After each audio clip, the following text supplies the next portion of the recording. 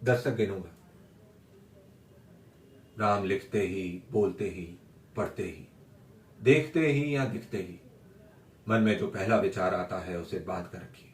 पूछूंगा 1, 2, 3, 4, 5, 6, 7, 8, 9, 9, 9। हाथ काट कर रख दूंगा अगर ये नाम समझ आ जाए तो। कितनी दिक्कत होगी पता है राम समझ आ जाए तो। भाई राम राम तो कह लोगे पर राम सा दुख भी सहना होगा। पहली चुनौती यह है कि मर्यादा में रहना होगा। अब मर्यादा में रहना मतलब कुछ खास नहीं कर जाना है, बस त्याग को गले लगाना है और अहंकार को जलाना है। अब अपने राम लला की खातिर क्या तुम इतना भी ना कर पाओगे? शबरी का जूठा खाओगे तो पुरुषोत्तम कहलाओगे। काम क्रोध के भीतर रहकर तुमको शीतल बनना होगा। बुद्ध भी जिसकी छाव में बैठे वैसा पीपल बनना होगा ये सब कुछ, और वो भी शून्य में रहकर प्यारे। तभी तुमको पता चलेगा कि कितने अद्भुत थे राम हमारे। सोच रहे हो कौन हूं मैं? चलो बता ही देता हूं। अरे तुमने ही तो नाम दिया था, मैं पागल कहलाता हूं। नया नया हूं यहां पर तो ना पहले किसी को देखा है। वैसे तो हूं त्रेता से, मुझे कृष्ण किसी ने कलयुग भेजा है। तो भाई बात वहां तक फैल गई है कि यहां कुछ मंगल होने को है। इस भरत से भारत हुए राज्य में सुना है राम जी आने को है। बड़े भाग्यशाली हो तुम सब। वहां सब वही कहते हैं कि हम तो राम राज्य में रहते थे और इन सब में राम रहते हैं। यानी तुम सब में राम का अंश छुपा है। नहीं मतलब वो आते हैं तुम में रहने। सच है या फिर गलत खबर? अगर सच ही है तो क्या ही कहने। यानी तुम सबको राम पता तो होगा, घर के बड़ों ने बताया होगा। तो बताओ बताओ फिर कि क्या है राम?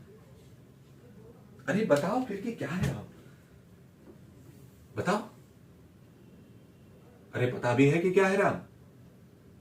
या बस हाथ धनुष तरकश में बाण, या वन में जिन्होंने किया गुजारा, या फिर कैसे रावण मारा? लक्ष्मण जिनको कहते भैया, जिनकी पत्नी सीता मैया। ये तो हो गई वही कहानी, एक था राजा और एक थी रानी। क्या सच में तुमको राम पता है? क्या वो भी तुमको हम ही बताए?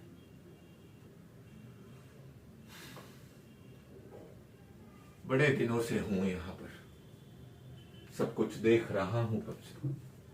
प्रभु से मिलने आया था मैं, उन्हें छोड़ मिला हूं सबसे।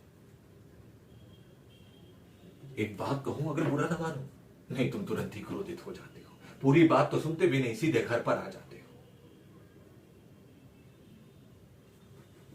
ये तुम लोगों के नाम जपू में पहले से आराम नहीं।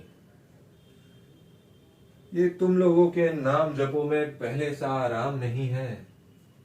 इस जबरदस्ती के जय श्री राम में सब कुछ है पर राम नहीं। ये राजनीति का दाया बाया जितना मर्जी खेलो तुम। दाया बाया? अरे दाया बाया ये क्या कहते हैं उसे तुम्हारी वर्तमान प्रादेशिक भाषा में? Left and right. ये राजनीति का दाया बाया जितना मर्जी खेलो तुम। चेतावनी लेकिन मेरी अपने जहन में डालो तुम। निजी स्वार्थ की खातिर अगर कोई राम नाम को गाता हो तो खबरदार, जो जरूरत की और मेरे राम को बांटा दो। भारत भू का कवि हूं मैं, इसलिए निडर हो कहता हूं, राम है मेरी हर रचना में और मैं बजरंग में रहता हूं।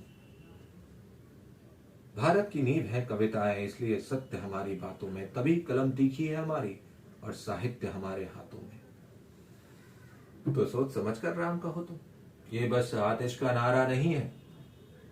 जब तक राम हृदय में नहीं, तुमने राम पुकारा नहीं।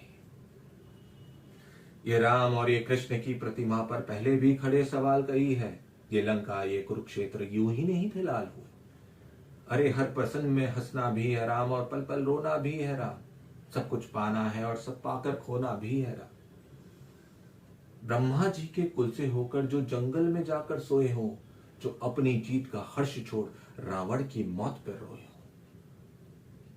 शिव जी जिनकी सेवा खातिर मारुति रूप में आ जाते, शेषनाग खुद लक्ष्मण बन जिनके रक्षक हो जाते, और तुम काम क्रोध अहंकार छल कपट सीने से लगाकर सो जाओगे। तो कैसे भक्त बनोगे फिर तुम? कैसे राम समझ पाओगे? अघोर क्या है पता नहीं, पर शिव जी का वरदान चाहिए। ब्रह्मचर्य का इल्म नहीं, पर भक्त स्वरूप हनुमान चाहिए। भगवा क्या है क्या ही पता, पर लहराना सबको होता है। भगवा क्या है वो जाने, जो भगवा ओढ़ के सोता है। राम से मिलना, राम से मिलना, राम से मिलना है ना तुमको, तो निश्चित मंदिर जाना होगा। लेकिन उससे पहले भीतर जा संग अपने राम को लाना होगा। जय सिया राम। और हां, अवधपुरी का उत्सव है, तो कोई कसर नहीं, खूब मनाना। मेरे प्रभु है आने वाले, रथ को उनकी खूब सजाना। वो त्रेता में कोई राह तके हैं, मुझे उनको लेने जाना है। तो चलिए फिर मिलते हैं भाइयों, हमें भी अयोध्या आना है। तो जय श्री राम। फिर से